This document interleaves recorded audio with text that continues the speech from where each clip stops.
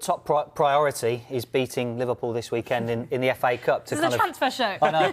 They just want to stop this mini slump. They just want to stop this mini slump, don't they, Arsenal? Because if they don't beat Liverpool, then the narrative will continue to ramp up a little bit that Arsenal are in need of a striker, particularly if they don't score at the weekend as well. Open play goals have been hard to come by. Gary mentioned it there, that they don't have a particularly natural number 9 when it comes to Gabriel Jesus, but so need a striker, do you think? Arsenal fans and the Arsenal as a club love Eddie Nketiah. He is better when he's starting games, I think, rather than coming off the bench. Maybe it's time to try and get him a little bit of rhythm and start him for Arsenal. But a strike, I personally don't think it's crisis time if Arsenal don't get a striker in this January transfer window. 5 points off the top.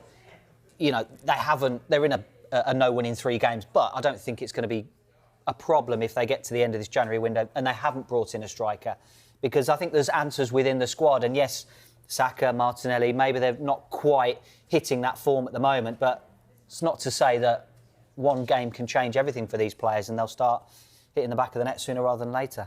They were the 3rd biggest spenders last January. Do you think it's unlikely we'll see a repeat of that? Mainly because they're in a much better position now, aren't they, than they were last January? Yeah, they did a lot of business in the summer, didn't they? They got their squad to a more complete place. And the players that are there as well, they'll have learnt a lot from last year. Yes, they have fallen away in the last 3 games, but I'd still expect them to be right up in the mix when the season's coming towards an end. So, like Dave says, I don't think there's a need for massive surgery within this squad. And it sounds boring, but we keep saying about the profit and sustainability rules. Arsenal did spend a lot of money in the summer, and also, look, you can see there, they spent £59 million last January.